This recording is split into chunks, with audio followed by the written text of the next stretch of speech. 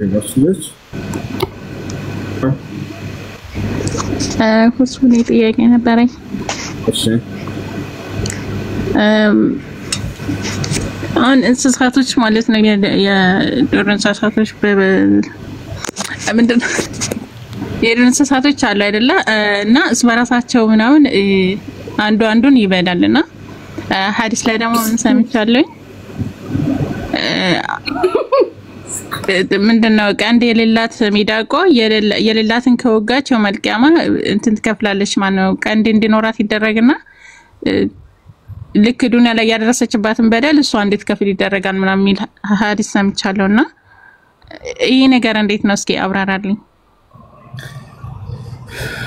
እሺ ለምሳሌ ሰው ልጅ ፍየልን ያለምንም ምክንያት ወስዶ በብትር መጥቶ ቢሰብራት ኃጢአተኛ ነው አይደለም?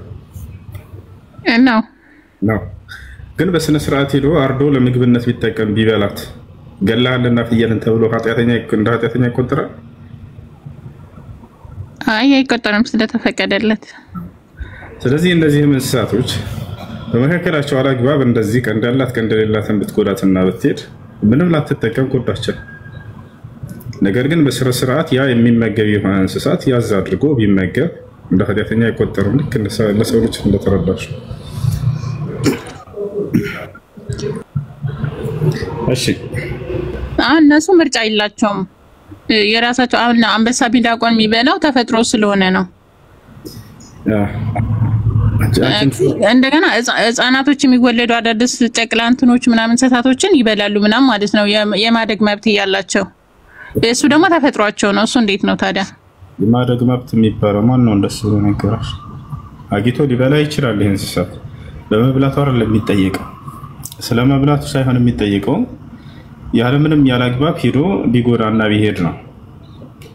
የራሳቸው የሚግባቡበት ቋንቋ አላቸው፣ የራሳቸው ንግግር አላቸው። ይሄን ቁርአን ያዘርቃል። እንስሳቶች ሱለይማን አለይሂ ሰላም ነምሎችን እንዳናገረ ሁድሁድን እንዳናገረ ያ ሁድሁድ የሚረዳ አካል እንደሆነ እነዚህ ሁሉ ተቀምጠዋል። እና ልክ በሰው መካከል አላግባብ ሆን ብሎ የሚጎዳ አካል ኃጢአተኛ እንደሚሆን ከነርሱም ዘንድ አንዱ ሌላውን አላግባብ ቢጎዳ እንትን የሚጠይቅበት ይሆናል።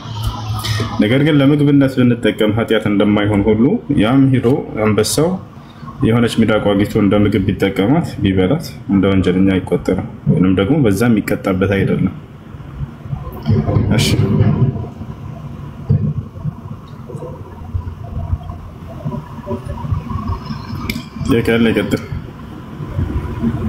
السلام عليكم سو. وعليكم السلام ورحمة الله وبركاته. እንዴት ነህ? ሰላም ነው አልሐምዱሊላህ። ያው እኔ ጥያቄ እኔ ሳውዲ አረብ ሲመጣ አሁን 3 አመት ምናምን ሆኗል። ሲመጣ በረመዳን ነው የመጣሁት። ረመዳን ነበር ማለት ነው። እሺ ከዛ ሰው ምናምን አላስቆም ጾም አልጾምኩም ማለት ነው። እሺ ከመጣ በኋላ 10 ቀን ምናምን ይዤ ከዛ በኋላ ካላስቆም እዚህ ከመጣ 2 ረመዳን ምናምን ይዣለሁ። እሺ አሁን እሱን አሁን መክፈል ይችላል?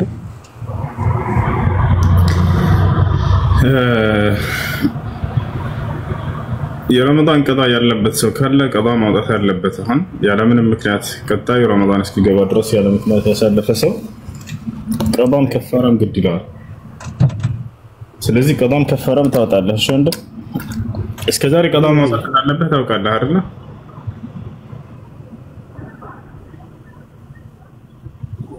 እኔ አላውቅም። ያኔ ምሳሌ መጾም እንዳለበት ታውቁም ነበር እስከዛሬ ቀጣ ካለበት? ያውቅ ነበር ግን 8 ቀናቶች ምናምን 10 ቀን ምናምን ጾሜ ያው ስራ ገባው።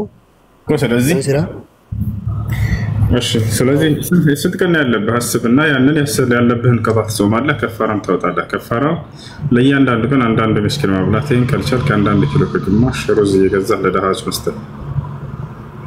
አስብና የሆነ 5 ኪሎ ይሆናል ያለብህን ቀን ለእያንዳንዱ ቀን አንዳንድ ኪሎ ከግማሽ አስብ። እሺ እኔ ምስኪኖችን እንትን ማለት ነው። አዎ ከመጾሙ ጋር ማለት ነው። እሺ መረባ አመሰግናለሁ። እሺ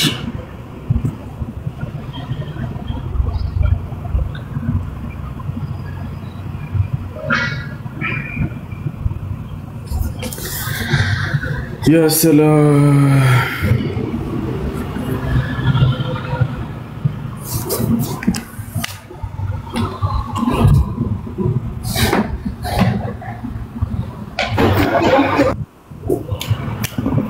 وعليكم السلام.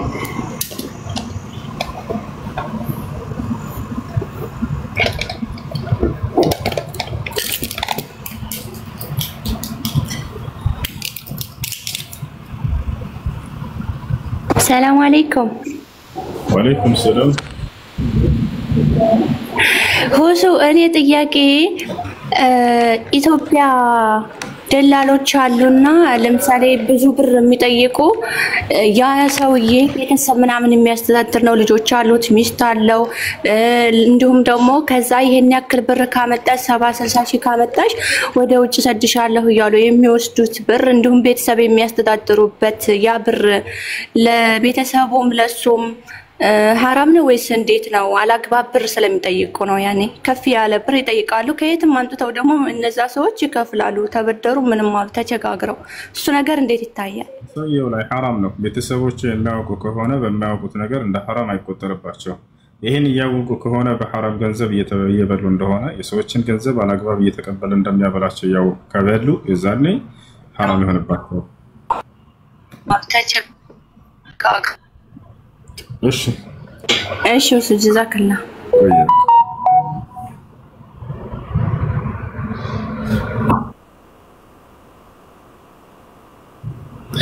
እሺ ስንወለድ ስራችን ተጽፏል። ወንጀል የምንሰራው ስለተጻፈ ነው ወይ አይደለም? ሰላም አለይኩም ሁሱ። ወአለይኩም ሰላም። ስትወለድ ሳይሆን ከመወለድሽ በፊት ተጽፏል። ምን እንደምትሰሪ እንጂ የተጻፈው ግን እንድትሰሪ አይደለም የተጻፈብሽ። እንድትሰሪ ቢጻፍብሽ ኑሮ የአንቺ ምርጫ የለሽም።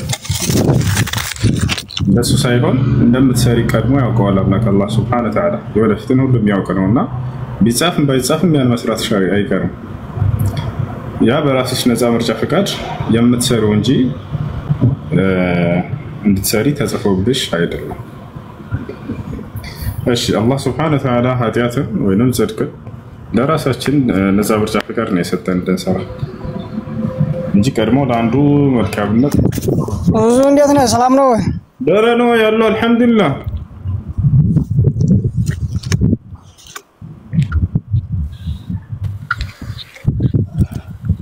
ሰላም አለይኩም። ወአለይኩም ሰላም። ሻሃዳ ለመያዝ ነበር። አንተ ለምን አለን አንድ ጥያቄ አለኝ ነበረ። እኔ የለኝም ጥያቄ። ያው ኔትወርክ እንትን ዳታ በጣም ይዘገያል። እሺ እሺ ለምንድን ነው አውሱ ምናከሱ እኔ ሻሃዳ መያዝ ፈልጌ ነው። ሙስሊም አይደለም ይሰማል ወይስ አይደለም? ኦኬሽ አንድ ጥያቄ አለኝ ነበረ ብዙ። نفسي أشهد أن لا إله إلا الله وأشهد أن محمدا رسول الله.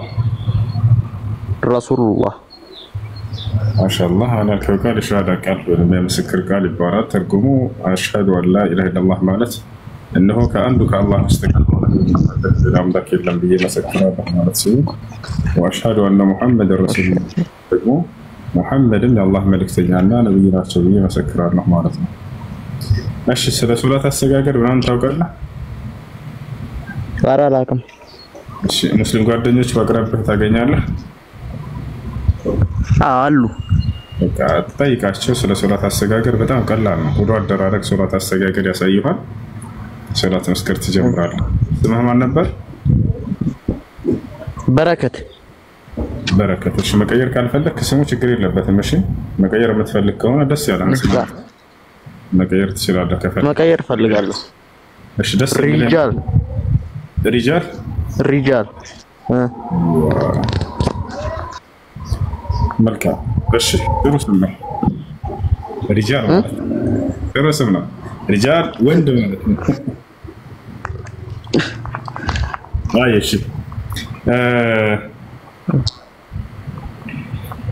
ጥያቄዎች ምናምን በሚኖረው ጊዜ መጠየቅ ትችላለህ እሺ ሻወር ወሰድ አንድ ሰው እስልምና ከተቀበለ በኋላ ሻወር እንዲወስድ ታዟል ለሶላት ራሱን ዝግጁ ያደርግ ዘንድ ማለት ነው ስለ ሶላት አስተያየር ከዚያ መማር በጌታ ለአምላክ ለአላህ ፍቅር ትጀምራለህ ማለት ነው አሁን ልውሰድ እጄ ያ እሺ አላህ ይስጥልን مرحبا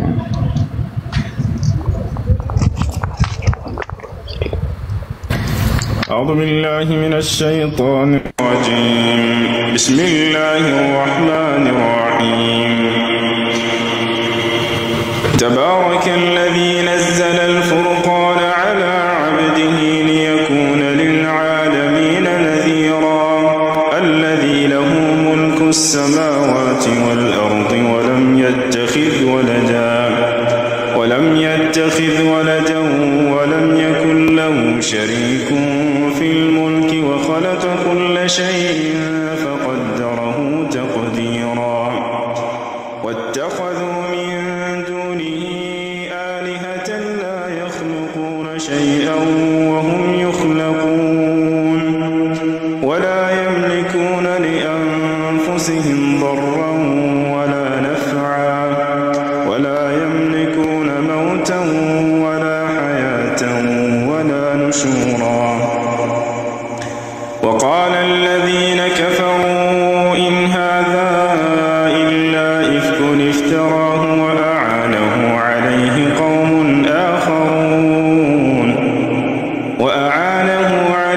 قوم آخرون فقد جاءوا ظلما وزورا وقالوا أساطير الأولين اكتتبها فهي تملى عليه بكرة وأصيلا قل أنزله الذي يعلم السر في السماوات والأرض إنه كان غفورا رحيما وقالوا ما لهذا الرسول يأكل الطعام ويمشي في الأسواق لولا أنزل إليه ملك فيكون معه نذيرا أو يلقى إليه كنز أو تكون له جنة يأكل منها وقال الظالمون إن تتبعون إلا رجلا مسحورا انظر كيف ضربوا لك الأمثال فضلوا فلا يستطيعون سبيلا تبارك الذي إن شاء جعل لك خيرا من ذلك جنات تجري من تحتها الأنهار ويجعل لك قصورا بل كذبوا بالساعة وأعتدنا لمن كذب بالساعة سعيرا إذا رأتهم من مكان بعيد سمعوا لها تغيظا وزفيرا وإذا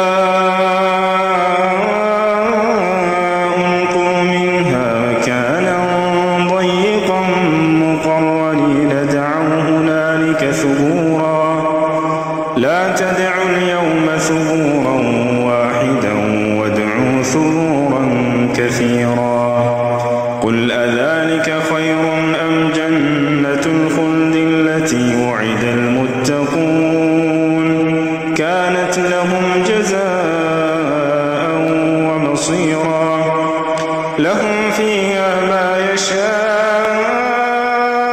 يشاءون خالدين كان على ربك وعدا مسئولا ويوم يحشرهم وما يعبدون من دون الله فيقول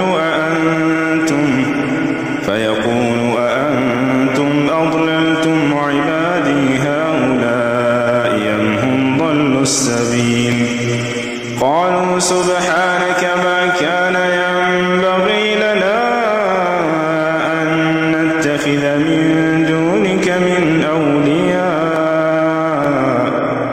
ولكن متعتهم وآباءهم حتى نسوا الذكر وكانوا قوما بورا فقد كذبوكم بما تقولون فما تستطيعون صرفا ولا نصرا ومن يظلم منكم نذقه عذابا كبيرا وما أرسلنا قبلك من المرسلين إلا إنهم ليأكلون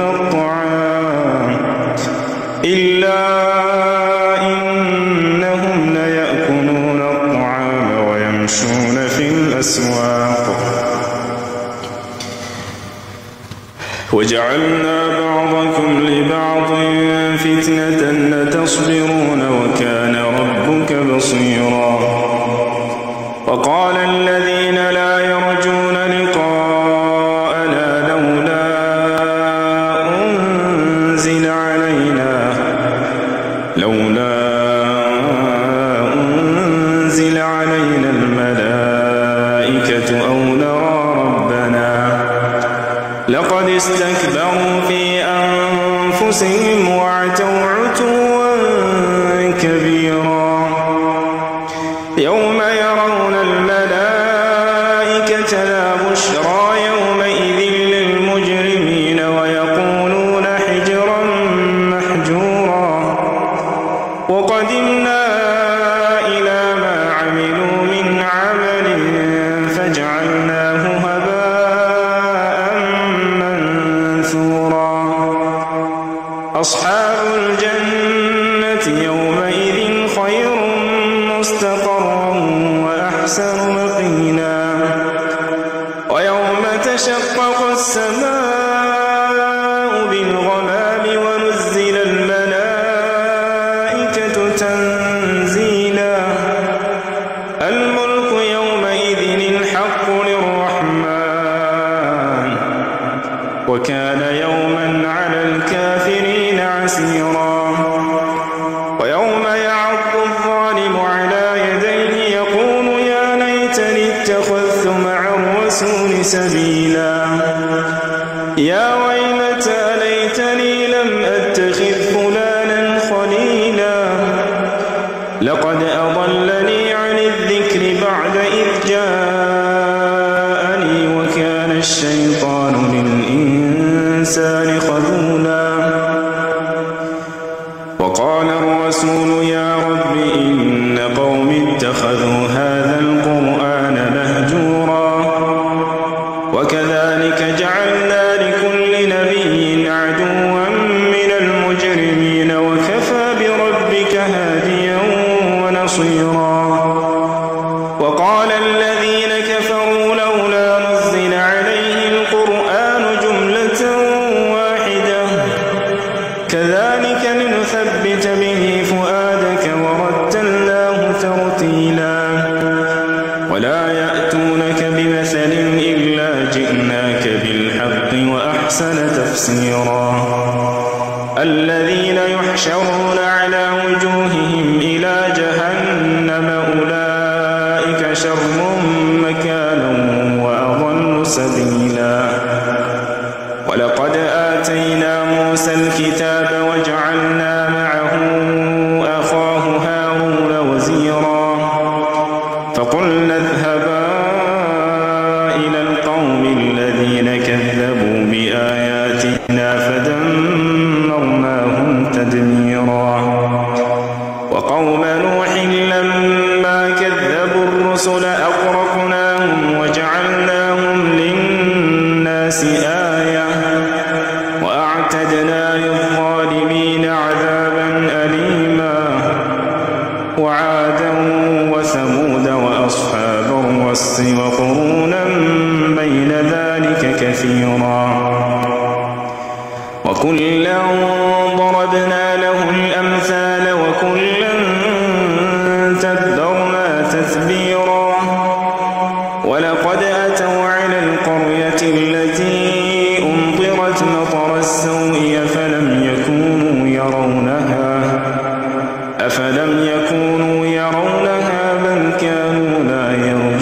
نشورا وإذا رأوك إن يتخذونك إلا هزوا أهذا الذي بعث الله رسولا إن كاد ليضلنا عن آلهتنا لولا أن صبرنا عليها وسوف يعلمون حين يرون العذاب من أضل سبيلا أرأيت من اتخذ إلهه هواه أفأنت تكون عليه وكيلا أم تحسب أن أكثرهم يسمعون أو يعقلون إن هم إلا كالأنعام بل هم أضل سبيلا ألم تر إلى ربك كيف مد الظل ولو شاء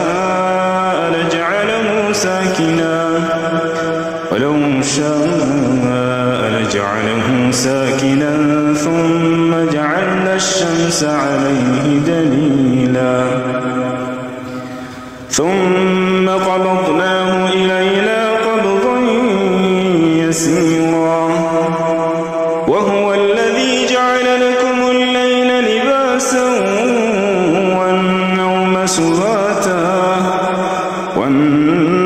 سباتا وجعل النهار نشورا وهو الذي أرسل الرياح بشرا بين يدي رحمته وأنزلنا من السماء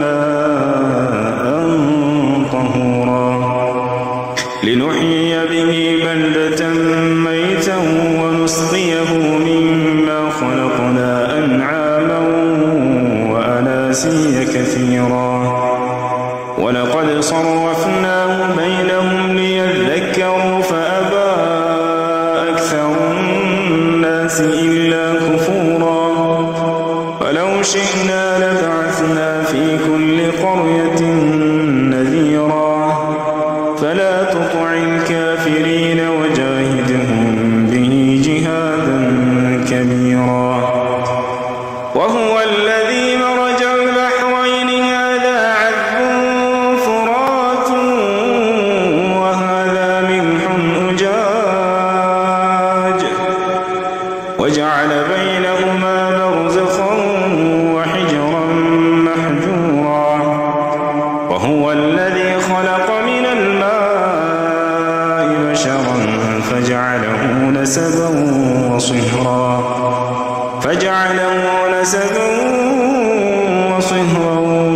وكان ربك قديرا ويعبدون من دون الله ما لا ينفعهم ولا يضرهم وكان الكافر على ربه ظهيرا وما أرسلناك إلا مبشرا ونذيرا قل ما أسألكم عليه من أجر إلا من شاء أن يتخذ إلى ربه سبيلا وتوكل على الحي الذي لا يموت وسبح بحمده وكفى به بذنوب عباده خبيرا الذي خلق السماوات والأرض وما بينهما في 6 أيام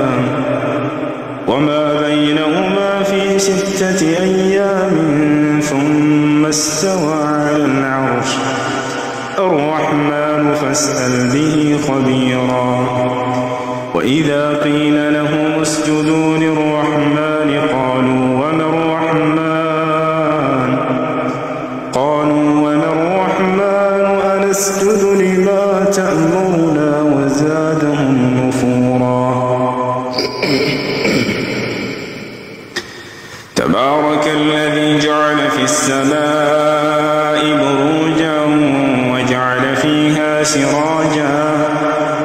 وجعل فيها سراجا وقمرا منيرا وهو الذي جعل الليل والنهار خلفة لمن أراد أن يذكر أو أراد شكورا وعباد الرحمن الذين يمشون على الأرض هونا وإذا خاطبهم الجاهلون قالوا سلاما والذين يبيتون لربهم سجدا وقياما والذين يقولون ربنا اصرف عنا عذاب جهنم إن عذابها كان غراما إنها ساءت مستقرا ومقاما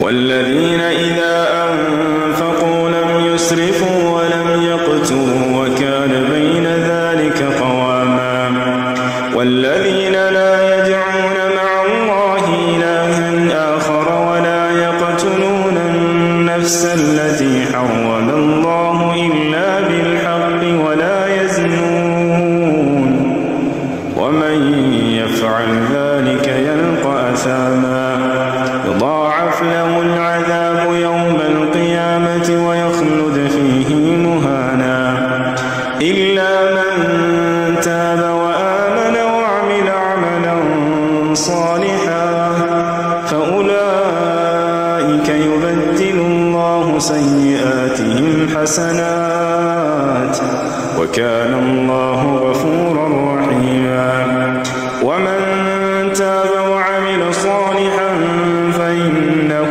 يتوب إلى الله متابا والذين لا يشهدون الزور وإذا مروا باللغو مروا كراما والذين إذا ذكروا بآيات ربهم لم يخروا عليها صما وعميانا والذين يقولون ربنا هب لنا من أزواجنا وذرياتنا قرة أعين وجعلنا للمتقين إماما أولئك يجزون الغرفة بما صبروا ويلقون فيها تحية وسلاما خالدين فيها حسنت مستقرا ومقاما قل ما يعبأ بكم ربي لولا دعاؤكم فقد كذبتم فسوف يكون لزاما بسم الله الرحمن الرحيم والشمس وضحاها والقمر إذا تلاها والنهار إذا جلاها والليل إذا يغشاها والسماء وما بناها والأرض وما طحاها ونفس وما سواها فألهمها فجورها وتقواها قد أفلح من زكاها وقد خاب من دساها كذبت ثمود بطغواها إذ انبعث أشقاها فقال لهم رسول الله ناقة الله وسقياها فكذبوه فعقروها فدمدم عليهم ربهم بذنبهم فسواها ولا يخاف عقباها بسم الله الرحمن الرحيم والليل إذا يغشى والنهار إذا تجلى وما خلق الذكر والأنثى إن سعيكم لشتى فأما من أعطى واتقى وصدق بالحسنى فسنيسره لليسرى وأما من بخل واستغنى وكذب بالحسنى فسنيسره للعسرى يا أيها الذين آمنوا أطيعوا الله ورسوله ولا تولوا عنه وأنتم كنتم تسمعون ولا تكونوا كالذين قالوا سمعنا وهم لا يسمعون إن شر الدواب عند الله الصم البكم الذين لا يعلمون. يا سلام. أشي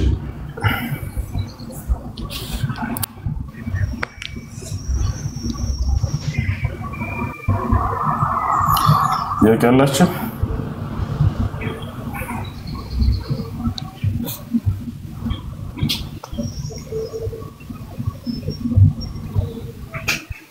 يا جاي الله شهوي.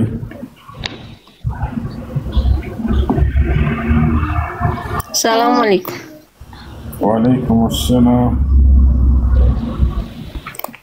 ጥያቄ በውስጥ መጠየቅ አይቻልም? ላይቭ ላይ እሺ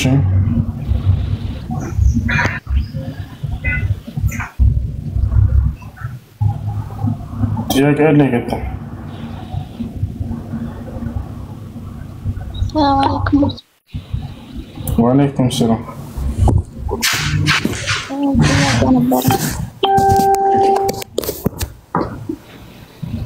السلام عليكم ورحمة الله وبركاته.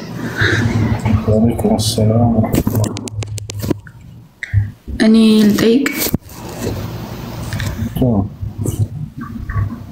أنتن يا عشرة الناس ملكتو كلنا ما سمعت على عند عشرة نمكن نبياتنا صلى الله عليه وسلم ልጆች እሺ ነብያችን ሰለላሁ ዐለይሂ ወሰለም እንደዛው ያመራከቱ ነው ሐዲስ ላይ ምን አሉ صيام يوم عاشوراء يكفر السنة الماضية የዓሹራን ቀን መጾም ያለፈን የአንድ አመት ወንጀል ያስምራል ነብያችን ሰለላሁ ዐለይሂ ወሰለም ተናግረዋል። ይህ ነው እንደ አስሉ እንደ መሰረቱ እሱ ነው። ነገር ግን ሌሎችን ስላልተናገሩ መጾም አይቻልም ማለት አይደለም። ነብያችን ሰለላሁ ዐለይሂ ወሰለም ሐዲስ ላይ ብለዋል።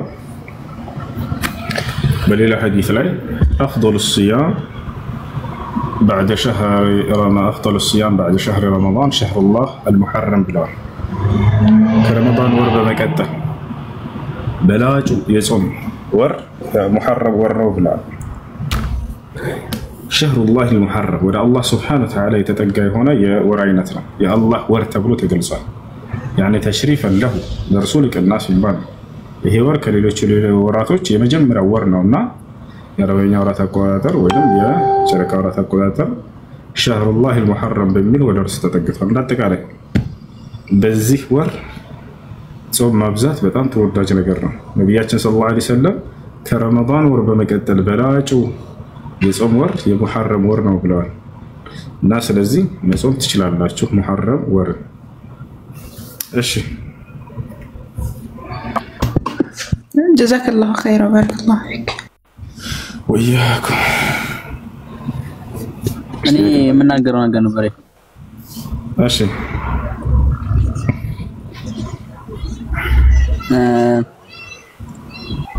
የሆኑ እንትን የሚያቀሩ ነበሩና ኡስታዝ ነበሩ ተፍሲር የሚያቀሩና ተፍሲር ይዛ ያዳመጥ እንዳለ ክርስቲያኖች በቃ እየገቡ ምናምን ነገር የማይወጥ የማይሳደቡት ሲደምያችን ምናምን ነገር በቃ የሌለ እንትን ይላሉና እነዛን እንስደባቸውኛ ባንዳሰርባቸው የሚያሰደበን ሰው ግዝጋ ባሉት ቲክቶክን አጥፋና ሂድና እርሻን ድረስ በሉት። እንዴት ዳዕዋ መደረግና የዳዕዋ ከሄደን የማያውቁ ሰዎች ዳዕዋ ዓለም ላይ ይገባሉ። አላህና መልእክተኛውን ቁጭ ብለው ያሰድባሉ። የእነዚህ ሰዎች ከማስተማር ይልቅ ሄደው እርሻቸውን ቢቆፈሩ ይሻላቸዋል። ከብትና ቀንበራቸውን ተሸክመው በቴክስት እኮ ነው የሚሳድቡት። መሐመድ ሊጥ ምናምን ሊጥ እንትን ብሎ ምናምን እያሉ በቃ ከስር ምናምን ሌላ ነገር ይሳደባሉ አይደል? ነገሩትና ለዚህ ሰው ምን ትሉታላችሁ? ኮሜንት ዝጋ በሉት ወይ እየከፈተልህን ሰው ዝጋና ይስተህ በሉት። በውስጥ ጻፈለት ኮሜንት ዘግቶ እንዲያስተምር እንጂ እንዳትሳደቡ እናንተ። እነሱ ተሳደቡ ብላችሁ ማንኛውም የእምነት ተከታይ ቢሳደቡ ሙስሊም ወርዶ አይሳደቡ። አላህ በቁርአን ላይ وإذا سمعوا اللغو أعرضوا عنه وقالوا لنا أعمالنا ولكم أعمالكم سلام عليكم لا نبتغي الجاهلين ይላል። ሲለርሱ ትክክለኛ ባሪያዎች ባህሪ ሲናገር ምን ይላል? ከንቱ ንግግርን በሰሙ ጊዜ ከዚያ ዞረው ይሄዳሉ አለ እንጂ እዛ አጸፋዊ መልስ እንዳትመላለሱ። ሰዎች ወረዱ ብላችሁ እንዳትወርዱ። ሁሌ እንደ ንስር አሞራ ከፍ ብላችሁ ቅረቡ። ቃሉ ሲናገር እሺ ጥያቄ አለ ይቀጥል።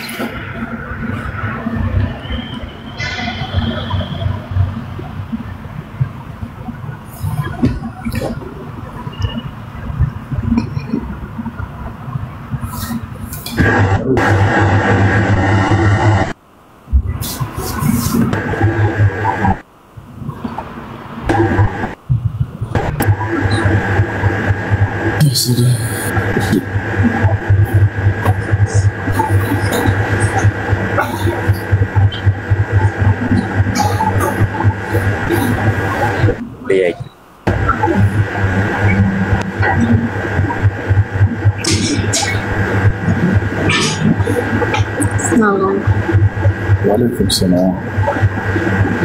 ጥያቄ ነበረኝ እሱ የኢቲኤች ዲሊቨሪ ሽልማት መቀበል ይቻላል ወይስ ሐራም ነው? አይሰማም።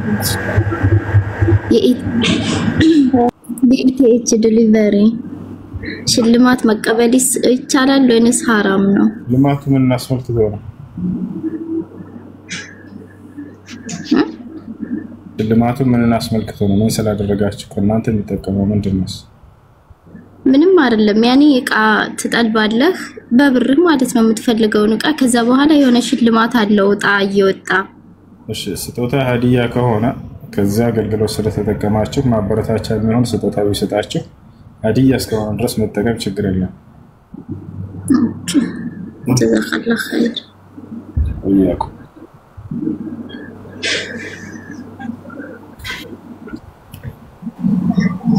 ባል ሚስቱን እኔና አንቺ ታሁን በኋላ እዛው ወደ ባልና ሚስት አይደለንም ታዲያ ኒካሁ ይወርዳል አይወርድም? እንዳታልፊ ባል ነው። ኒካህ ለማውረድ አስቦበት ከሆነ ቃል የተናገረው ኒካሁ ወርዷል።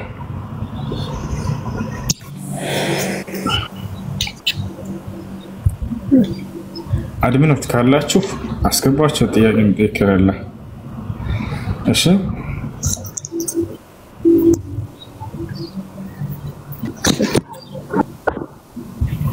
يا قال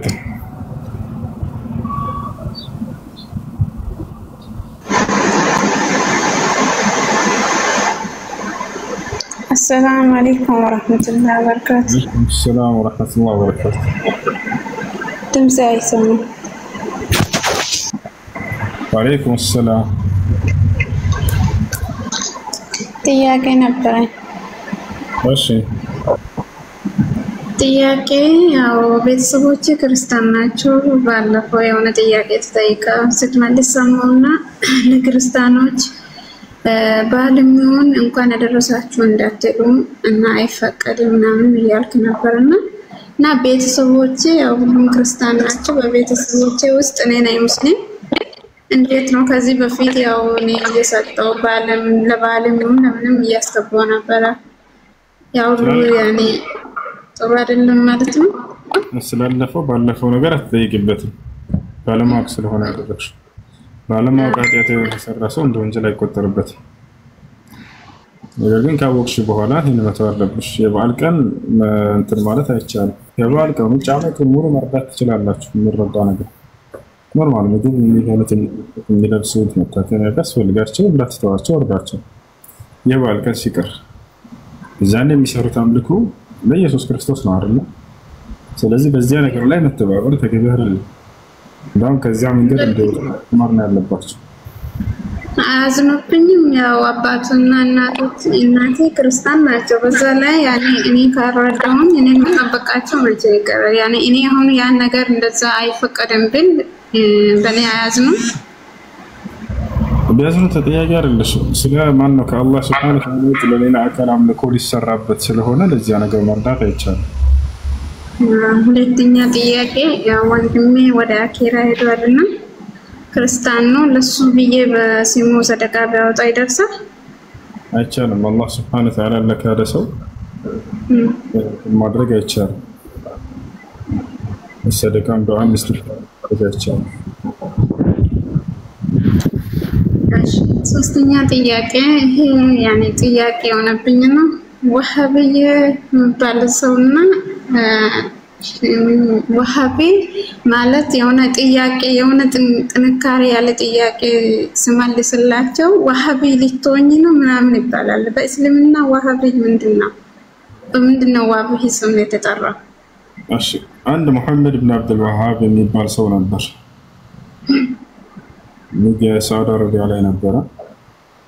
ሰዎች የተለመዳቸውን የሽርክ ስራዎች እና የቢድዓ ተግባራቶች አወገዘባቸው፣ አስተባበለባቸው። እነዚህን አትስሩ፣ ወደ ተውሂድ ወደ ሱና ተመለሱ አላቸው። ከዚያ በኋላ ወሃቢያ የሚባል አዲስ መንገድ ፈጥረህ ነው አንተ፣ ስለዚህ እንደዚህ በማለት በእርሱ ላይ ቀጠፉበት፣ ዋሹበት። ከዚያ በኋላ ህዝቡን ሁሉ ይሄ ወሃቢያ ነው ተጠንቀቁ እያሉ ከዚህ ከእውነተኛ ሰው አስራቋቸው፣ አስበረገጓቸው፣ አስፈራሯቸው። ይሄ ነው ባጭሩ። محمد بن عبد الوهاب የሚባለው ሰው ምንም አዲስ ነገር ያመጣው ነገር ما جاء بشيء جديد مما كان عليه الانبياء والمرسلون ነብያት ካሉበት ነገር አዲስ ያመጣው የጨመረው ነገር የለም። የነብያትን መንገድ ነው ያስተማረው። በጣም ደግና መልካም ሰው ነው። እሺ ጀዛከላህ ከይር ሹክራን። እንዴት አደርኩ? ሱ ደህና አደርክ? ሰላም ነው? እግዚአብሔር ይመስገን። አማን ነው አላህ አልሐምዱሊላህ አለሁኝ። የሆነ ሐሳብ ነበረኝና ትናንት እዚህ ጋር አንስቼው ነበረ። እሺ እና እኔ ተሳስቼ ከሆነ ምናልባት እስኪ የቤተ ክርስቲያን የመጽሐፍ መምህሮችን ልጠይቅ ብዬ ሄድኩኝ። ስለ ሚስጥረ ስላሴ ነበር ያነሳነው ከልጁ ጋር እና እንዴት አብም ተወልዷል፣ ወልድም ተወልዷል፣ መንፈስ ቅዱስም ተወልዷል ትላለህ? የተወለደው የቱ ነው? ወልድ ነው የተወለደው? አብ ተወልዷል ወይ መንፈስ ቅዱስ ተወልዷል ወይ ብሎ ጠየቀኝ። እኔም ማምነው ሶስቱም አካላት ተወልደዋል አልኩት። እሺ እና ስለዚህ አንዳንድ ሰዎች ተቹኝ። እንግዲህ ይሄ የራሴ እይታ ነው ሚስጥረ ስላሴ ስለሚባለው ትምህርት በዚህ ልክ ነው እኔ ግንዛቤው ያለኝ አልኳቸውና በዚህ ዙሪያ ላይ አንተ ምን አይነት አመለካከት አለ ስለ ሚስጥረ ስላሴ? ስላሴ የሚባል የመጽሐፍ ቅዱስ ትምህርት አይደለም። ትሪኒቲ የሚባለው እንደዛ የሚባል ነገር የለም። አምላክ አንድ ብቻ ነው ነብያቶች አስተማሩት። አምላክ አንድም ሶስትም ነው ብለው በፍጹም አላስተማሩም። በሐዲስ ኪዳን ስለ ወልድ አምላክነት አልተጠቀሰም? በብሉይ ኪዳንም አልተጠቀሰም? የለም። ኢየሱስ ክርስቶስ ሰው መሆኑን ያስተማረው በአምላክና በሰዎች መካከል ያለ መካከለኛ መልእክተኛ እንደሆነ አስተምሯል። ኢየሱስ ክርስቶስ ግን ወዙ የዚህ ጋር አንድ ጥያቄ ልጠይቅ። ኢየሱስ ኃጢያትን ማስተስረይ የሚችለው ማን ነው ብለህ ታምናለህ? አምላክ ነው ኃጢያትን መማር የሚችለው። ሊያስተሰር የሚችል ግን በይሄ ምሯል ማለት አይደለም። ያካል ያስተሰርያል ሲባል ጊዜ ያ ሰውዬ ያካል ኃጢያትን ምሯል ማለት አይደለም። ኢየሱስ ክርስቶስ የአምላክን ቃል ሰምቶ የሚናገር እንደሆነ ተናግሯል። ስለዚህ እሱ እየነገረ ነው እንጂ ከራሱ እያስገኘ አይደለም። ኃጢያትሽ ተሰርዮልሻል፣ ኃጢያትህ ተሰርዮልሃል ብሎ ቢናገር እኔ ኃጢያትህን ምሬልሃለሁ ማለት አይደለም። ያ ሰውዬ ኃጢያት እንደተማረለት እየተናገረ ነው። ኢየሱስ ክርስቶስ በአምላክና በሰዎች መካከል ያለ መካከለኛ ነው። የሚናገረው ቃል ሁሉ ከአምላኩ የሰማው ነው። ኃጢያቱን እንደተማረለት ለዚህ አካል እየነገረ ነው። ከኢየሱስ ክርስቶስ በፊት ኃጢያታቸውን ተሰርዮላቸዋል የሚሉ አካሎች ነበሩ። እነዚህ አካሎች ማለት ነው። እና ኃጢያትን የሚምረው ማን ነው ከተባለ ራሱ አምላክ ነው። ኢየሱስ ክርስቶስ ወደ ሰማይ ቀጥ ብሎ አባት ሆይ የሚያደርጉትን አያውቁምና ይቅር በላቸው አለ። ይቅር ባይ ማን ነው? አብ ነው። ራሱ ይቅር ማለት አይችልም ነበር? ይችል ነበር። ነገር ግን አምላክ ስላልሆነ አላለም። ይቅር ብዬላችኋለሁኝ አላላቸው። ሂዱ ኃጢያታችሁ ተሰርዮላችኋል ይላል። ግን ኃጢያታችሁ ተምሮላችኋል ማለት ነው። ማን ነው የማረው ከተባለ በዚህኛው አንቀጽ ይፈታል። አባት ነው የሚምረው። አባት ሆይ የሚያደርጉትን አያውቁምና ይቅር በላቸው እያለ ይናገራል። እሺ እዚህ ጋር ግን ለምሳሌ ኢየሱስ ክርስቶስ አመጣጥ አለ። ወደ ምድር አመጣጡ በራሱ ለሁለት ነገር ነው። አንደኛ ደረጃ ላይ የስጋን ባህሪ ለብሷል ብለን እናምናለን። ስጋነት አለበት መለኮቱ ላይ ብለን እናምናለን። እንግዲህ ይሄ የስጋን ባህሪ ተዋህዶ ሲመጣ አምላክ በራሱ ማለት እኔ ወይም ደግሞ እኛ ብለን እንደምናምነው ስጋን ተዋህዶ ሲመጣ የመለኮትነት ባህሪ ተለይቶታል እያልን አይደለም። አምላካዊ ባህሪው አብሮት አለ ብለን እናምናለን። ግን በስጋነት ባህሪው ያንን ቢል ለእኛ ልመናን ለማስተማር ነው ብለን ብንፈታው ምን ችግር አለ? አሁን አመጣጡ ነው የሚወስነው። ይሄን ለማድረጉ አመጣጡ ይወስነዋል። ለምን መጣ የሚለውን ነገር እንደዛ ነው። ከለማን ምንም ነገር የለም። እሱ እናንተ ግንዛቤ ነው። ይልቁንስ ቃሉ ላይ የተቀመጠው ቀደም እንዳልኩህ ነው። ኢየሱስ ክርስቶስ እኔ ኃጢያታቸውን ምሬላቸዋለሁ ያለበት አንድ ተንቦታ ያለ ይልቁንስ እንዳውም ኃጢያትን የሚመረው አብ እንደሆነ በግልጽ ተናግሯል። አይ የሥላሴ አካል ናቸው እሱ በመለኮቱም ስላለበት አብ ወልድ መንፈስ ቅዱስ ናቸው እንዳንድ አብ ብቻ እንደሚምር ነው የተናገረው። አባት ሆይ የሚያደርጉትን አያውቁምና ይቅር በላቸው አለ። መንፈስ ቅዱስና ወልድ አብ ናቸው ወይ ብለን ስንል አይደሉም። ጌታ አብ ካለ አብን ነው እየጠራ ያለው እና ስለዚህ ኢሳይያስ ላይ የተጻፈውን ጥቅስ ታስተውሰዋለህ? መጽሐፈ ኢሳይያስ ስንት እንደሆነ አላውቅም። ስንት እንደሆነ እንጃ ምዕራፍ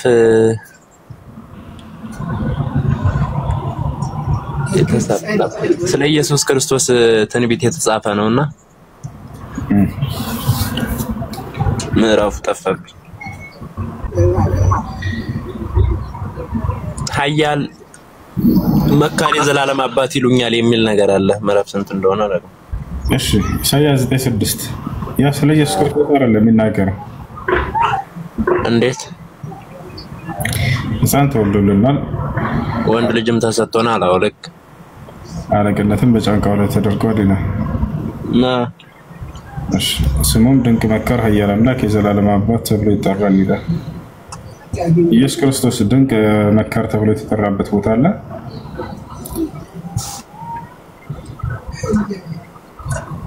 የለም። እሺ ስለዚህ ተብሎ ይጠራል እስካለ ድረስ ተብሎ የተጠራበት ቦታ የት ነው ትንቢቱ የተፈጸመው በእርሱ ላይ?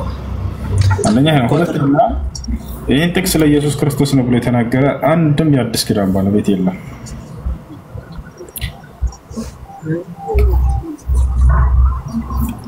እሺ ይሄ ነው። እሺ ኮሜንት ላይ ሳንወለድ በፊት የጀነት የጀሃነም መሆናችን ተጽፏል ወይ ይላል። ተጽፏል ሲባል ምን ማለት ነው? አዎ ተጽፏል ሲባል ግን አላህ Subhanahu Wa Ta'ala የወደፊትን ያውቃል ያውቀው ከሚለው እንነሳለን። ያ ቀደር ነውና የተጻፈው ወደፊትን ያውቃል ያውቃል በደንብ አድርጎ። ስለዚህ የጻፈው ዕውቀቱን መሰረት በማድረግ የወደፊቱን የሚሆነውን ስለሚያውቅ እንጂ እንዲሆን አይደለም የጻፈው። ይሄ እንደዚህ ይሆንባችሁ ብሎ ጽፎ በነበር ራሱ ነበር ኃላፊነቱን የሚወስደው አላህ Subhanahu Wa Ta'ala ራሱ ጽፎብኝ ራሱ ሊቀጣኝ አይችልምና። አያችሁ አይደለም? እንደዛ ካደረገ ኑሮ ነገው መልቂያማ መጠየቃችን ምንም ፋይዳ የለውም፣ ጥቅም የለውም ነበር። ራሱ ወስኖታል። ነገር ግን እንደዛ አይደለም። እንዲሆን ሳይሆን የጻፈው እንደሚሆን ስለሚያውቀው ነው። ታዲያ የሚሆነው ያ በማን ፈቃድ ነው ከተባለ በራሳችን ፈቃድ ነው። ለዚህም ነው ለመልካም ስራም ለጽድቅም ለኃጢያትም ምርጫውን ለራሳችን እንደሰጠን ይናገራል በቁርአን ላይ። فمن شاء فليؤمن ومن شاء فليكفر ይላል። ምሳሌ የፈለገ ይመን የፈለገ ይካድ አለ። እንድክድ እንዳመን ጽፎብኝ ከሆነ እንደዚህ አይለኝም ነበር። ይሄን ምርጫ እየሰጠን ቀድሞ እንዲሆን ስላልጻፈብኝ ነው። ያታቻለ አይደል? የፈለገ ይመን የፈለገ ይካድ አለ። وهديناه النجدين ሁለት መንገዶችን አሳየሁት ለሰው ልጅ አለ። ጥሩ መንገድና መጥፎ መንገዶች إنا هديناه السبيل إما شاكرا وإما كفورا أنا يسوي رجل ሁለት መንገድ አሳየሁት ወይ ማመስከር ወይንም የመካድ መንገዶችን አለ። ያ ማለት የመካድ መንገድ ይሄ ነውና ተጠንቅቀው እያለ ነው ያሳየን። ይሄ ደግሞ የማመስከን የኔ መንገድ ነውና ይሄን ተከተል እያለ ነው ያሳየን። በነብያት በኩል መጽሐፍ ወረደ ሁሉን አሳየን። አያችሁ? ስለዚህ የነዚህ የኛ የሥራችን ውጤቶች ናቸው ጀነትና ጀሃነም። ለዚህስ ማስረጃ አለው የሥራችን ውጤቶች እንደሆኑ በቀደር እንዳልሆኑ ከተባለ አዎ በጣም በርካታ ቦታ ላይ አላህ በቁርአን ላይ ይናገራል። ለምሳሌ በቁርአን ላይ ምን ይላል? فذوقوا العذاب بما كنتم تكسبون ይላል። የጀሃነም ሰዎችን ስትሰሩ በነበራቸው ስራ ምክንያት የጀሃነምን እሳት ግቡና ቅመሱ ይባላሉ አለ። ያችሁ በሌላ ቦታ ላይ وللذين كفروا بربهم عذاب جهنم ይላል። ለነዛ ጌታቸውን አላህን ለካዱ ለነበሩት የጀሃነም ቅጣት አለላቸው ይላል። በመካዳቸው ምክንያት ነው። ያመኑት እስከተባለ وتلك الجنة التي أورثتموها بما كنتم تعملون ይችን ጀነትን ስትሰሩ በነበራቸው ስራ እንድትወርሱ ተደረጋችሁ ይላል። አያችሁ አይደል? ስለዚህ የሥራቸው ውጤቶች ናቸው እነሱ። ያን ግን አላህ ቀድሞ ያውቀዋል ከተባለ አዎ ያውቀዋል። ያንን ማወቁ ግን ቀድሞ እንደጻፈብኝ ወይንም እንዲሆን እንደጻፈብኝ አያሳዩም። የራሴ ምርጫ ፍቃድ ነው ያንን የሰራሁት። ለምሳሌ ዛሬ እዚህ ገስት ላይ እኛ እዚህ ተሰብስበን ማውራታችን አላህ ቀድሞ ቀድሮታል ወይ ሲባል አው ቀድሮታል ሲባል ማለት ነው ቅድመ እውቀት አለው በዚህ ላይ። ግን ይሄ ስራው ምንድነው? የኛ ራሳችን ነፃ ምርጫ ፈቃድ ስራ ነው። ይሄ እንደሚሆን ግን ጽፎታል። እንደሚሆን ቀድሞ ስለሚያውቀው ማለት ነው። ያ ማለት ነው ዛሬ ገስት ላይ መጣን በራሳችን ነፃ ምርጫ ፈቃድ ነው የከፈትነውና የተገናኘነው? አዎ ነው። ወይንስ አላህ ሂድና ክፈት ብሎኝ እንዲሁም እናንተ ደግሞ ሂዱና ሁሴን ጋር ገስት ሂዱና ተከታተሉ ብሎ አዛችሁ ነው? ላ አይደለም፣ በራሳችን ፈቃድ ነው። አያችሁ? ግን ይሄን ቀድሞ ያውቀዋል ወይ? ዛሬ እዚህ እንደምንሰበሰብ አዎ ያውቀዋል። ጽፎታል ወይ? አዎ ጽፎታል እንደምንሰባሰብ ያታቻል። የሚሆነውን ስለሚያውቅ ቀድሞ ጽፎታል። እንደሚሆን ጻፈው እንጂ እንዲሆን አይደለም የጻፈው።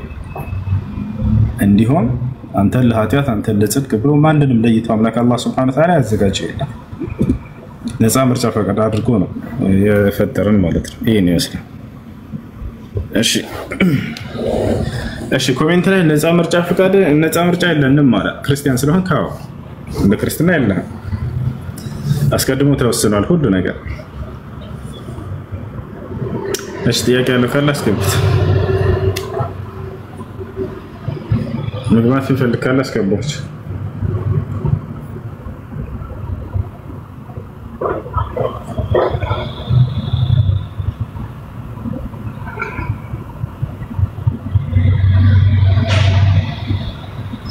ግን እዚህ ጋር ወሱ አላህ የወሰነው ሆነ ወይም ደግሞ እግዚአብሔር የወሰነው ሆነ ስንል ምን ማለታችን ነው?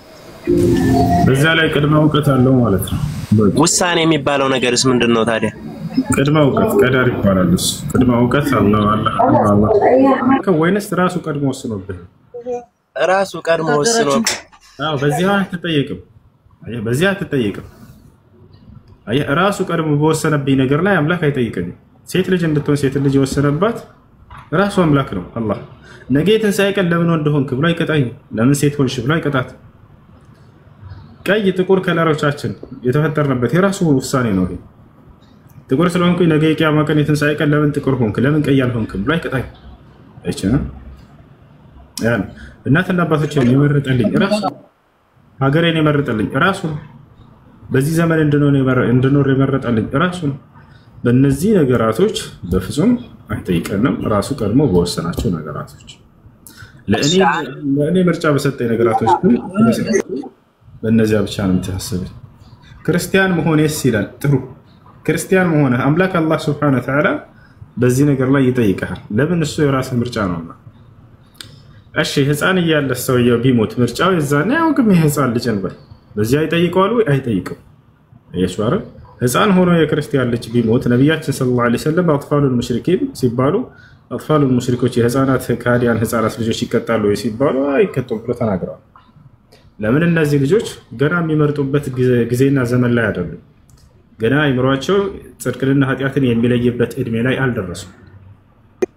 ኦኬ እሺ አሁን አንተ ባልከው መሰረት ለምሳሌ ያክል እኔ አንድ ኦርቶዶክስ አማኝ ነኝ፣ እምነቱን ተከታይ ነኝ፣ ሙስሊም የሌለበት ሀገር ኖርኩኝ እንበል። ሙስሊም የሌለበት ሀገር ነው የምኖረው። ስለ እስልምና ምንም አይነት ፍንጩም እውቀቱም የሚገኝበት ቦታ የለም። እውቀቱን የማገኝበት ቦታ የለም እንበል። ስለዚህ እኔ እድሜ ልኬ ሙሉ በሙሉ በኦርቶዶክስ እምነት ኖርኩኝ። ከዛም ደግሞ እኔ ሞትኩኝ። ስለዚህ ለኃጢአቴ ተጠያቂ ማን ሊሆን ነው? በአለማወቄ ምክንያት ከእሳት መዳን እችላለሁ? አንተ አትቀጣ። ነብያችን ሰለላሁ ዐለይሂ ወሰለም ይህን ሐዲስ ላይ ሲናገሩ ምን አሉ? والذي نفس محمد بيده إنه لا يسمع بي أحد من هذه الأمة يهودي أو نصراني ثم لم يؤمن بي وبالذي أرسلت به إلا كان من أصحاب النار. من قالوا نبياتنا صلى الله عليه وسلم السلام نفسي بأجبه ونشبه عملاكي بالله سمع من الله يعلم أني كتلاك كل التولد عندم أيهود وينم كريستيان يعني النبي نتسمتو يتلاكوا بثني نبيات من قد سلمنا سمتو يالتقبل يجهنم ساتنا. سلازي بزي حديث مسارات يعني النبي نتسمتو له يتلاكوا بثني نبيات من قد إسلام سمتو له. سلازي يرساتشو النبي نتكال سمان دسو يرساتشو النبيات من قد هونون أسلمنا كال سما أي كتام مالتهم أي كتام أشوارنا ማጋራት ያስቀጣል ከተባለ ለምሳሌ ሽርክ የሚባለው ነገር ያስቀጣል ከተባለ ለሽርክ ምንም አይነት የሆነ ስርኤት የለም ወይም ደግሞ ወደፊት ምንም አይነት ከእሳት ይወጣሉ የሚባል ተስፋ የለም ብለው ሙስሊሞች የሚያምኑ ከሆነ ከዛኛው ጥቅስ ጋር ትንሽ የመጣ እንትን የማለት የመጋጨት ባህሪ አይኖረውም?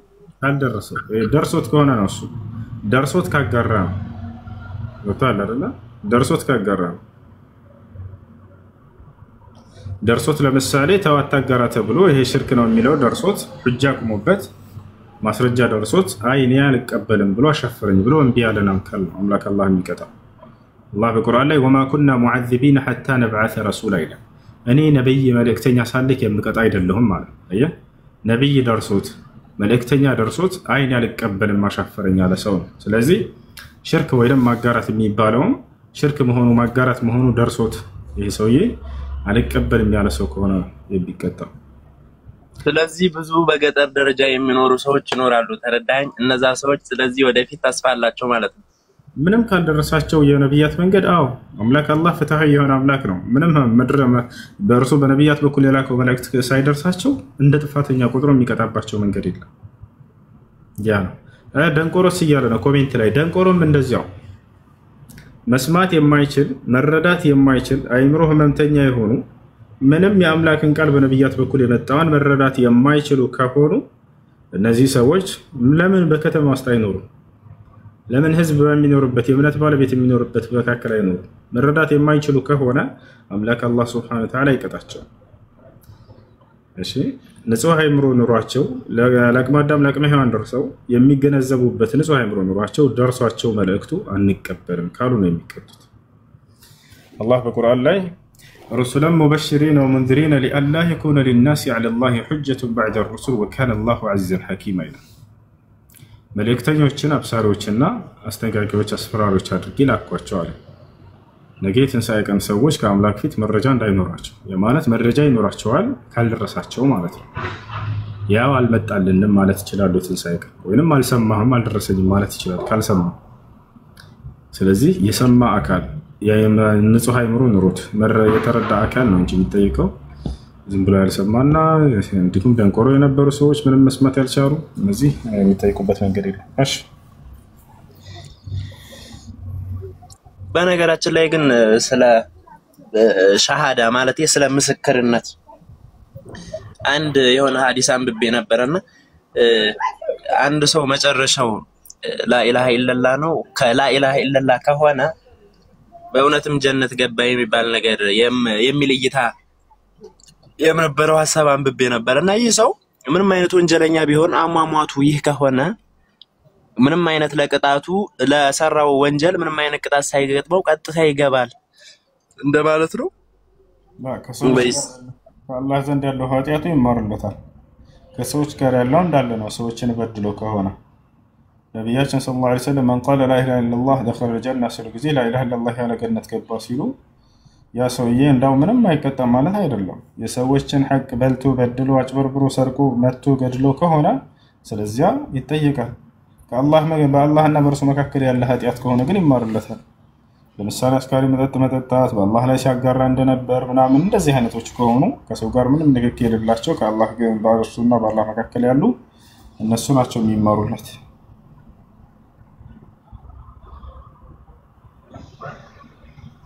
እሺ ያቀለ ይቀጥል።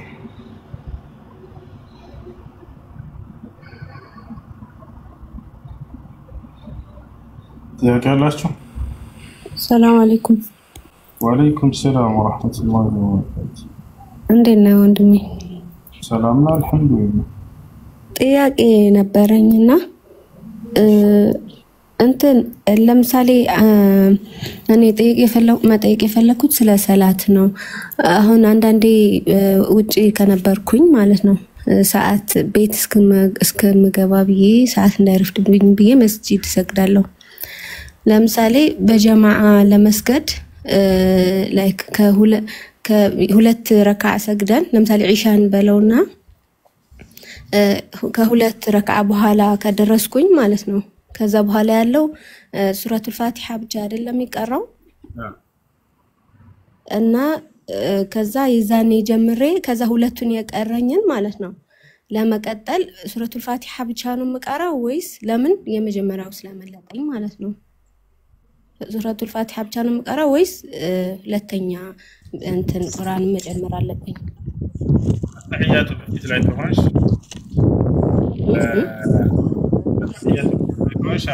ሱረቱል ፋቲሃ እና ሌላ ተባላ ይፈሳለሁ። እሺ አተህያቱ በፊት ከሆነ ከሁለተኛው የመጀመሪያው ሁለት ረካዓዎች ላይ ከሆንሽ ያለሽው ሱረቱል ፋቲሃን እና ሌላ ሱራ ትጨምሪያለሽ። ከተህያቱ በኋላ ያለው ላይ ከሆነ ደግሞ ፋቲሃን ብቻ ትቀሪያለሽ። እሺ ኦኬ ከተህያቱ በኋላ ከሆነ እንትን ያልኩት የመጀመሪያ ካመለጠኝ እሱን በፋቲሃ ብቻ ነው የምጨርሰው ማለት ነው። እሺ ሄድሽ አይደለ? ለመስቀል ከኢማሙ ጋር እንት ረካ ያገኘሽ ከኢማሙ ጋር ሁለት ረካ የመጨረሻው ማለት ነው። ኦኬ የዛኔ ሁለት ረካ ስትሰግጂ ጊዜ ፋቲሃን እና ከፋቲሃ በኋላ ሌላ ሱራ ትጨምሪያለሽ። ልክ ሲያሰላምት ጊዜ እሱ ተነስቶ አንቺ የዛኔ ፋቲሃን ብቻ ትቀሪያለሽ። እሺ ሹክራን። ሌላ ጥያቄ ደግሞ ለምሳሌ ዊትር መስገድ እንደ ግዴታ ነው እንደ የሚቆጠረው? ሄሎ ሄሎ ተቋረጠ።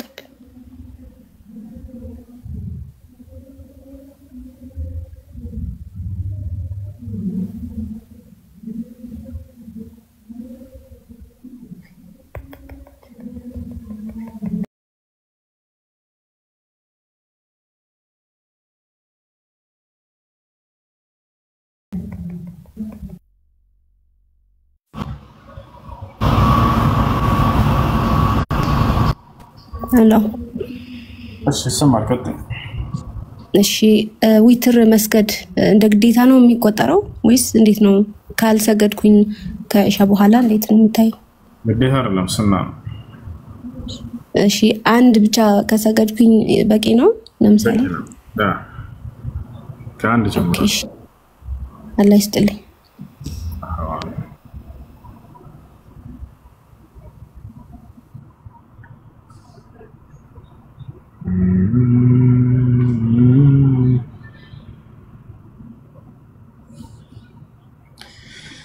يا سلام يا سلام.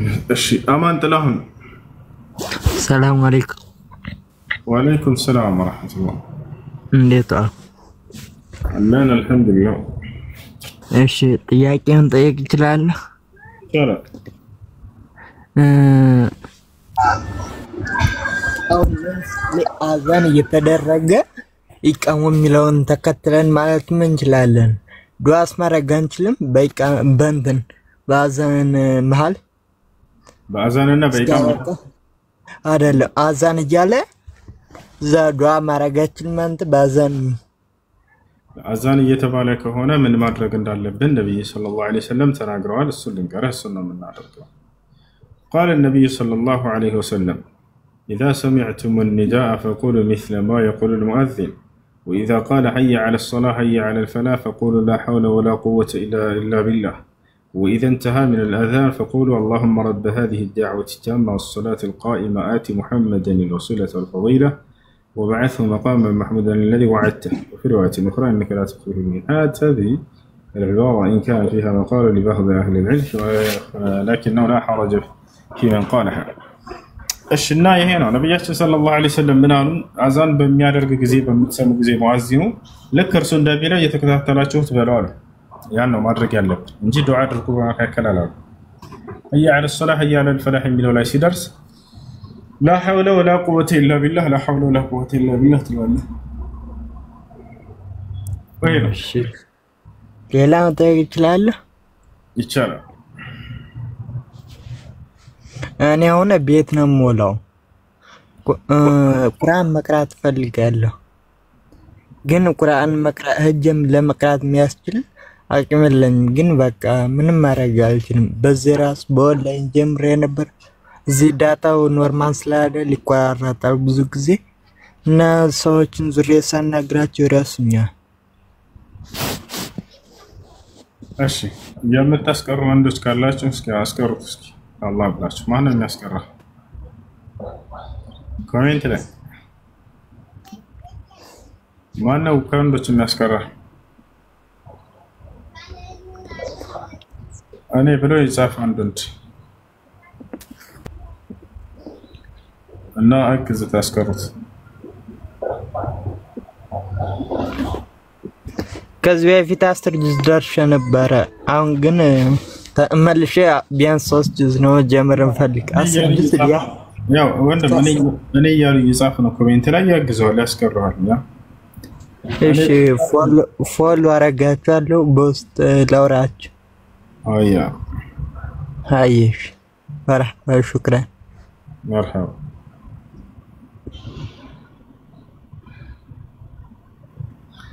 እሺ ወአለይኩም ሰላም ወራህመቱላሂ ወበረካቱሁ። የመጀመሪያው ካፊሮች ከአላህ ውጭ ባሉ አካላቶች የሆነ ነገር ቢጠይቁን ያንን ነገር ማድረግ እንችላለን። መንገድ ላይ ለምሳሌ የሚለምኑትን ምናምን ማለት ነው እና ካረግንላቸውም በኋላ በእነሱ ቢመርቁን አሚን ማለት። እሺ መንገድ ላይ የምናገኛቸው የሌላ እምነት ተከታዮች በአማልክቶቻቸው ብለው በሚያስቧቸው ወይም ጻድቅ ብለው በሚያስቧቸው አካሎች በእነሱ ሊጠይቁን መስጠት እንችላለን ወይ? ከሰጠናቸው በኋላስ በእነዚያ ስም ቢመርቁን አሚን ማለት እንችላለን ወይ? ለምሳሌ በቅዱስ ገብርኤል ይሆንብህ፣ በማርያም በኢየሱስ በማንም ጠርተው ሊለምኗቸው ይችላሉ።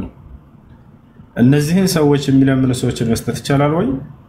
መስጠት ትችላላችሁ። ነገር ግን እነዚያን ታሳቢነት አድርጋችሁ አይደለም የጠራቸው፣ አንዱን አምላክ አላህን ታሳቢነት አድርጋቸው። ወይطعمون الطعام على حبه مسكينا ويتيما واسيرا ለማለት አላህ ሲናገር የኔ ባሪያዎች ለደሃ ለየቲም ለተማረከ ምርኮኛ ምግብን ይመግባሉ የእኔን ፊት ፈልገዋል፣ ከእርሱ ዘንድ ደረጃን ፈልገው። አያችሁ انما نطعمكم لوجه الله لا نريد منكم جزاء ولا شكورا። እኛ የምናበላችሁ ከአላህ ዘንድ ደረጃን ለማግኘት የእርሱን ፊት ለማግኘት ብለን ነው። ከእናንተ ባሲርም ሆነ ምስጋናንም አንፈልግም ይላሉ አይደል? ስለዚህ ነው እናንተ የጠራቸውን አካሎች ታሳቢነት አድርጋችሁ መስጠት የለባቸውም። ያ ማለት እኛ ገብርኤልን እንጠላለን ማለት አይደለም፣ ሚካኤልን እንጠላለን ማለት አይደለም፣ ማርያምን ኢየሱስን እንጠላለን ማለት አይደለም። በአላህ ስብራለህ ከማንም በላይ ነው የምንወዳቸው። ነገር ግን ደረጃቸውን እናውቅላቸዋለን፣ ከአምላክ ጋር እናስተካክላቸዋለን። በአምላክ ስም እንለምናለን እንጂ ወተቁላህ الذي تساءلون به والارحام የምትጠያየቁበት የሆነውን አምላካችሁን አላህን ፍሩ ይላል። የምንጠይቀው በእርሱ ብቻ ነው። وإذا سألت فاسأل الله መጠየቅ ስትፈልግ በአላህ ብለህ ጠይቅ። من سألكم بالله فأعطوه በአላህ ስም የጠየቃችሁን ስጡት አሉ። መጠየቅ ያለበት በእርሱ ስም ብቻ ነው ብለን ስለምናምን ነው። እነዚህ መላእክቶች እነዚህ እነ ማርያም እነ ኢየሱስ ጻድቃኖች ናቸው ወታቸዋል። ነገር ግን ጻድቅ መሆናቸው ፈጣሪ ያደርጋቸው፣ ከፍጡርነት ከፍ ያደርጋቸው። በእነርሱ ስም አይጠየቅም አይለመንም፣ በአንዱ አምላክ ስም ግን ብቻ ይጠይቃል። ማንኛውም አምልኮ ስራ የሚሰራው በእርሱ ስም ብቻ ነው፣ ለእርሱ ብቻ ነው፣ የእርሱ ፊት ታሳቢነት ተደርጎበት ብቻ ነው። ይሄ እሺ ከሰጠን በኋላ አሚን ማለት ይቻላል ወይ? በእነዚያ ስም እንዳጋጣሚ ቢመርቁ ለምሳሌ ከተሰጠ በኋላ በዚያ ቢመረቅ አሚን ማለት ይቻላል ወይ? አይቻልም፣ አይቻልም። ታዲያ ምን እናድርግ? ሰጣችኋቸው አይደለም? ምንዳችሁን ከአላህ ዘንድ ብቻ ፈልጋችሁ በልባችሁ መሄድ፣ ጉዟቸውን መቀጠል። እሺ ቁርአንን ሐፍዞ የጠፋበት ሰው ቅጣት ይኖርበታል? ምን አልሽኝ? ቁርአንን ሐፍዞ የጠፋበት ሰው ቅጣት ይኖርበታል? በመሳነፍ ምክንያት ሙራጃ የሚያደርግበት ጊዜ ያለው አውቆ ሆን ብሎ ችላ ብሎ የተወሰው እሺ። ነገር ግን እየታገለ እያለ ይሄ ሰውዬ በቻለው አቅም ጊዜውን ሰጥቶ እየቀራ የጠፋበት ይሄ ሰው አይጠየቅም። ሌላ ደግሞ ጀነት ውስጥ አጅነቢ ምናምን አለ ማለት የጠየቅኩት ከአንተ አንፃር ነው። እሺ መልስልኝ። ጀነት ውስጥ ሴቶች ከባላቸው ውጭ ፊታቸው የታጠረ ነው፣ አይናቸው የታጠረ ነው ተብሏል። ስለዚህ ሲጀመር ጋር በተያያዘ ነው የምጠይቅ የፈለኩት። ምን አልሽኝ? እሳቸውን ማየት ጋር በተያያዘ ነው የምጠይቅ ነቢያትን የማየት እድል ሰው ያገኛል። ነቢያትን የማየት እድል ያገኛል። ያ ነቢያትና አምላክ አላህ ሱብሓነሁ ወተዓላ እናያለን። ግን ያ ማለት እንደፈለጉ የሆነ ቦታ ሄዶ መገናኘት ምናምን ይባል አይደለም። እርሳቸው እነዚህ ነቢያቶችን ማየት ባለባቸው መንገድ አላህ ሱብሓነሁ ወተዓላ ያሳያቸዋል፣ አይከለክላቸውም። እሺ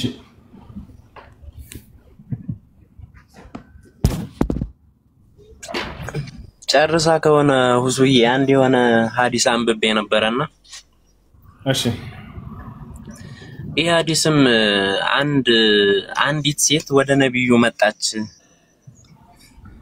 ይላል። ከተሳሳትኩኝ ግን እያረምከኝ በነገራችን ላይ እሺ። እና ወደ እርሱ መጣ ማንንም ማግባት እንዳለባት እያስመረጠቻቸው ይመስለኛልና ይሄን ላግባው ወይ ብላ ስታማክራቸው አንዱ ያስርብሻል አሏት፣ አንዱ ደግሞ ይመታሻል አሏት እና ወደዛኛው ትራንስፈር አረጓት፣ ወደዛኛው ያንኛው እንዲያገባት ላኳትና እኔ አሁን የታየኝ እዚህ ጋር ምናልባት የነብዩ ፍታዊነት ወይም ደግሞ የሙሐመድ ፍታዊነት ምን ነበር? አሁን ያ ድሃ በመሆኑ ምክንያት ይችል ልጅ እንዳያገባ ተደርጓል። ተረዳኸኝ? የሀብት ልዩነት ነው። ያስርብሻል አሏት። ይሰውዬ ድሃ በመሆኑ ብቻ እሷን ማግባት እንዳልቻለ ተሰማኝና ይህ እይታ ከምን አንፃር ይታያል በእስልምና? ጥሩ ሐዲሱ ምን ይላል መሰላችሁ? ፋጢማ ብንት ቀይስ የምትባል ሴት ነች። فاطمة بنت قيس جاءت إلى النبي صلى الله عليه وسلم وقالت يا رسول الله خطبني ثلاثة أبو جهم ومعاوية وأسامة بن زيد እነዚህ ሶስቱ ሰዎች ለጋብቻ ጠየቁኝ አለች። ወደ ነብዩ ሰለላሁ ዐለይሂ ወሰለም ጋር መጣ ያማከረቻቸው ነው ፋጢማ ብንት ቀይስ የምትባል ሴት። አንደኛው አቡ ጀህም ነው፣ ሁለተኛ ደግሞ ሙዓዊያ፣ ሶስተኛ ደግሞ ኡሳማ ኢብኑ ዘይድ ነው። የትኛው ላግባ ብላ ጠየቀች። ነብያችን ሰለላሁ ዐለይሂ ወሰለም ምን አሏት? አማ ሙዓዊያ ፈሰዕሉክ ላ ማለ ለሁ አሏት። ሙዓዊያ ደሃ ነው፣ ገንዘብ የለውም አሏት። ሁለተኛ ወአማ አቡ ጀህም ፈضራቡ ልኒሳ ወፊ ሪዋየት ኡኽራ ወአማ አቡ ጀህም ፈላ የضع العصا عن عاتقه። አቡ ጀህም ግን እሱ ደግሞ ሴትን ይደበድባል። በሌላ ሐዲስ ላይ በሌላ ዘገባ ላይ እርሱ ከትከሻው ላይ በትርን አያወርድም አሉ። ክንያዊ ንግግር ነው፣ ሚስትን እንደሚመታ የሚገልጽ ነው። ፈንኪሑ ኡሳማ፣ ስለዚህ ኡሳማን አግቢ አላት። ታዲያ ደሃ ለሆነው ለምን ከለከሉት ነው? እዚህ ቦታ ላይ የሀብት ጉዳይ ነው ያልከው እሱ ስህተት ነው። እንደሱ ሳይሆን የማስተዳደር ችሎታ ስለሌለው ነው። የማስተዳደር ችሎታ ከሌለው ሊያገባ አይችልም እንደ ኢስላም አንድ ሰው። ነቢያችን ሰለላሁ ዐለይሂ ወሰለም ሐዲስ ላይ ምን አሉ? ያ መዕሸረ ሸባብ መን ኢስተጣዐ ሚንኩም አልባአተ ፈልየተዘወጅ ወመን ለም የስተጢዕ ፈዐለይሂ ቢሶም ፈኢነሁ ለሁ ዊጃእ አሉ። እናንተ የወጣት ስብስቦች ሆይ ከእናንተ የጋብቻን ጣጣ የሚቋቋም ካለ ያግባ ነው፣ ያልቻለ ደግሞ ጾምን ይጹም አሉ። ይሄ ነው። ስለዚህ ይህ ሰው የነብዩ ሰለላሁ ዐለይሂ ወሰለም ሱሐባ ነው። የማስተዳደር አቅም እንደሌለ ያውቃሉ። የማስተዳደር አቅም ከሌለው ሰው ደግሞ ሊያገባ አይገባም። የሰውን ህይወት መጥቶ አያጣብብም። ሴት ልጅን በራሱ ህይወት ላይ አስገብቶ ከዚህ አንፃር ነው። ሁለተኛው ደግሞ ሴት የሚደበድብ ስለሆነ ነው። ስለዚህ ሴትን የሚመታ ከሆነ አግባብ ይሄ ሰውዬ ለባልነት ብቁ ሊሆን አይችልም። ስለዚህ ኡሳማን አግቢ አላት እና ሀብታም ስላልሆነ ሳይሆን የማስተዳደር አቅም ስለሌለው ነው።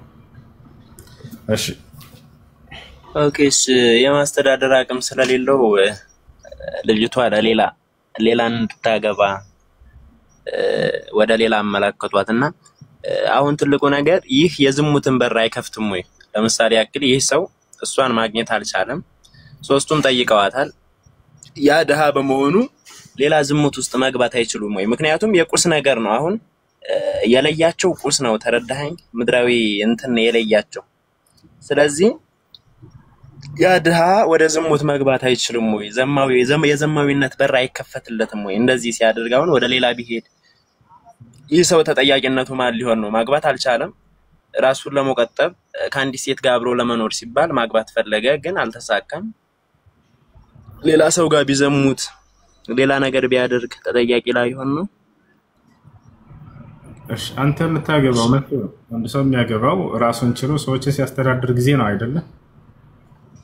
ኦኬ ይሄ አሁን በእኛ እይታ ይመስለኛል። ይሄ በእኛ እይታ አይደለም፣ የአምላክም ህግና ስርዓት ነው። የማስተዳደር አቅም ሲኖረው ጊዜ ነው አንድ ሰው ማስተዳደር ያለበት። የኔ እይታ ሳይሆን አሁን ሐዲስ ላይ የነገርኩህ ነው፣ ማስረጃ እየሰጠሁ ነው። ሰውየው መጥቶ እንዴት ነው የምናገባው ሲላቸው ጊዜ ማስተዳደር አቅም ሲኖራቸው አላቸው። በጣም ግልጽ ነገር ነው። ወደ ሃይማኖትም ራሱ ሳንወስደው አንድ ሰው መቼ ነው የሚያገባው ቢባል አሁን ምን ይጃገባለሁኝ ይላል። ማለት የሚያስተዳድርበት አቅም ከሌለው ሰውየው ሊያገባ አይችልም። ከዛ አንፃር ነው። ያ ማለት ግን ያንን አካል ወደ ዝሙት መርቶታል ወይ አምላክ ማለት ነው? አይደለም፣ እንደዛ ማለት አይደለም። ታዲያ ወደዚያ ነገር እንዳይሄድ ምን መፍትሄ ያደረገለት ከተባለ ጾምን ይጾም አሉ ነብዩ ሰለላሁ ዐለይሂ ወሰለም። ነገር ግን ከእናንተ የጋብቻን ጣጣ መቋቋም የማይችል ካለ እኔን ጌታውን አላህን ይፍራ፣ ጾምን ይጾም ብሎ ተናገረ። ያ እሺ። እና ከዚያ ከሰውዬ ለይተዋት አይደለም ነብዩ ሰለላሁ ዐለይሂ ወሰለም ይሄን አታግቢ ሳይሆን ምርጫን ያቀረበችው ሶስት ናቸው የጠየቋት ምርጫ ቀረበች። ስለዚህ የማስተዳደር አቅም ከሌለውና ሰውየው አንተ ልጅህን አግባ ብሎ አንድ ሰው ቢመጣ ምንም የማስተዳደር አቅም ከሌለው ሰውየው እንዴት ነው ለሱ ልትሰጠው የምትችለው? የት ሊያኖራት ነው? ቢያንስ መጠለያ ሊኖረው ይገባል። እሺ ኒካህ ሰራት፣ ወዴት ሊወስዳት ነው ይሄ ሰው?